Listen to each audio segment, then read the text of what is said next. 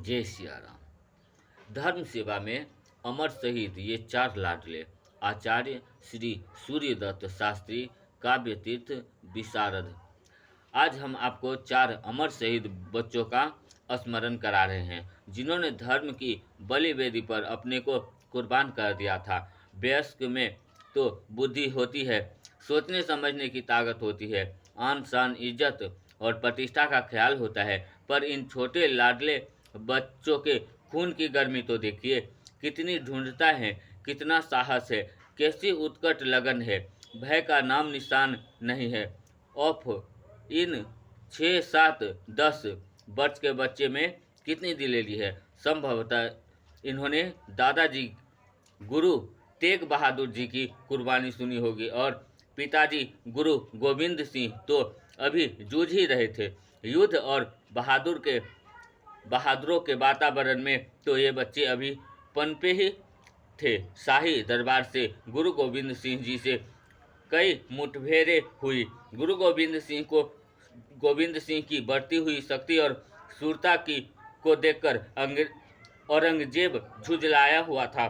उसने शाही फरमान निकाले कि पंजाब के सभी सूबों के हकीम और सरदार तथा पहाड़ी राजा मिलकर आनंदपुर को बर्बाद कर डाले और गोविंद सिंह जी को गिरफ्तार करे, ये या उनका सिर काटकर शाही दरबार में हाजिर करे। फिर क्या था, आक्रमण कर दिया गया, घमासान युद्ध हुआ। कहाँ राजाओं के दल के साथ शाही सेना और कहीं कहीं मुट्ठी भर सिख सरदारों की सेना। मुगल सेना 20 गुना अधिक थी, फिर भी सिखों की सेनाओं ने कमाल किया। आनंदपुर के किले में रहते हुए शाही सेना को परेशान कर दिया। लड़ाई बहुत दिनों तक चली। शाही सेना आनंदपुर किले को घेरकर जम गई। इधर सिखों के रसद सामान घटने लगा, राशन के सामान घटने लगे, परेशानियां बढ़ गई। सिख सेना भूख से घबरा गई। अपने साथियों के विचारों से बाध्य होकर अनुकूल अवसर जान आधी रात में सपरिवार गुरु जी ने किला छोड़ दिया।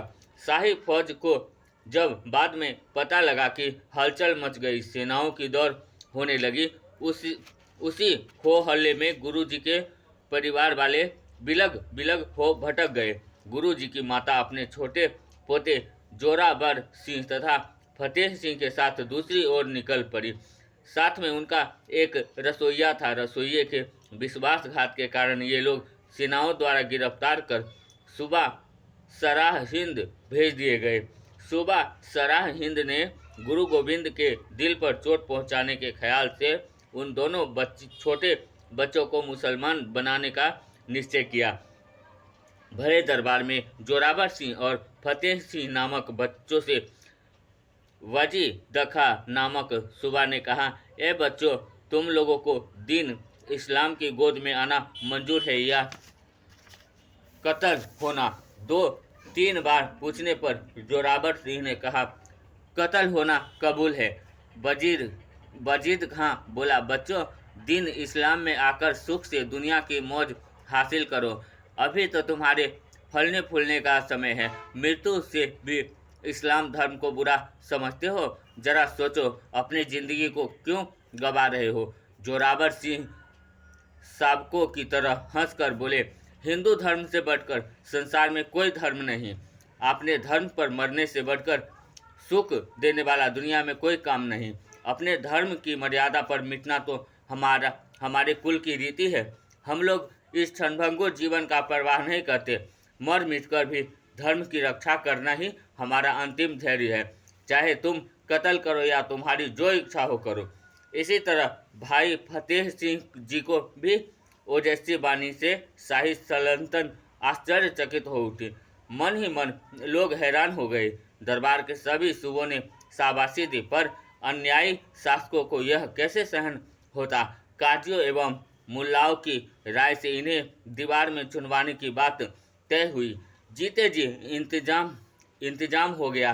1 गज की दूरी पर दोनों भाई दीवार में चुने जाने लगे। धर्मांध सूबेदार ने कहा, ए बालको, अभी तो तुम्हारे प्राण बच सकते हैं। तू कलमा पढ़कर मुसलमान धर्म स्वीकार कर लो। मैं तुम्हें नेक सलाह देता हूँ। वीर जोरावर सिंह ने गर्जना करते हुए कहा, अरे अत्याचारी नराधम, तू अब तू क्या बकता है? मुझे तो आज खुशी है कि पंचम गुरु अर्जुन देव और दादा गुरु तेग बहादुर के मिशन को पूरा करने के लिए मैं अपनी कुर्बानी कर रहा हूँ। तेरे जैसे अत्याचारियों से यह धर्म मिटने का नहीं, बल्कि हमारे खूनों से इसके पौधे सींचे जा रहे हैं। आत्मा अमर है, इसे कौन मार सकता है? दीवार शरीर को ढकती हुई ऊपर बढ़ती जा रही थी। छोटे भाई फतेह सिंह की गर्दन तक दीवार आ गई थी। वे पहले ही आंखों से ओट हो जाने वाले थे। जोरावर सिंह ने देखा, भाई फतेह मुझसे पहले मृत्यु का आलिंगन कर रहा है। उसकी आंखों में आंसू की बूंदें आ गई है। हत्यारे सूबेदार ने समझा, अब मुलजिम नम्र हो रहा है, मन ही मन प्रसन्न हो। वह बोला, जोरावर, अब भी बता दो तुम्हारी इच्छा क्या है? रोने से क्या होने का है? जोरावर ने गंभीरतापूर्वक उत्तर दिया, आज मैं बड़ा अभागा हूँ कि अपने छोटे भाई से पहले मैंने जन्म धारण किया, माता का दूध और जन्मभूमि का अन्न जल ग्रहण किया, धर्म की रक्षा ली, किंतु धर्म के निर्मित जीवन दान देने का सौभाग्य मेरे से पहले छोटे भाई फतेह को प्राप्त हो रहा है। धन्य है यह। इसलिए मुझे आज खेद हो रहा है कि मैं भाई फतेह के बाद अपनी कुर्बानी कर रहा हूँ। देखते देखते दोनों बालक दीवारों में चुन दिए गए। उधर गुरु गोविंद सिंह जी की सारी सेनाएं लड़ते लड़ाते समाप्त हो चुकी थी। बड़े पुत्र कुमार अजीत सिंह से रहा नहीं गया। पिता के पास आकर वे बोले, पिताजी, जीते जी बंदी होना कायरता है, भागना बुजदिली है, इससे अच्छा है लड़कर मरना। आप आज्ञा करें, मैं इन यवनों के छक्के छुड़ा दूं या मृत्यु को आलिंगन करूं। वीर पुत्र की वाणी सुन गुरुजी का कलेजा फूल उठा।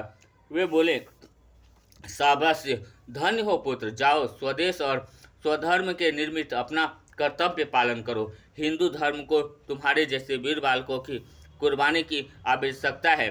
फिर क्या था, बहादुर अजीत 8-10 सिखों के साथ युद्ध स्थल में जा धमका और देखते देखते गाजर मूली की तरह बड़े बड़े सरदारों का काम तमाम कर खुद भी मर मिटा। ऐसे ही वीर बालकों की गाथा से भारतीय इतिहास अमर हो रहा है।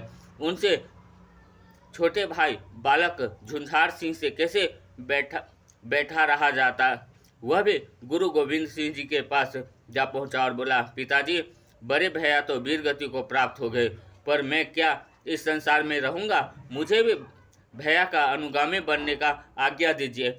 गुरु जी का हृदय भर आया। उन्होंने उठकर जुझार को गले लगा लिया। वे बोले, जाओ बेटा, तुम भी अमर पद प्राप्त करो, देवता तुम्हारी इंतजार कर रहे हैं। सत्य श्री अकाल कहकर बालक जुझार उछल पड़ा। उसके रोए रोए फरकने लगे।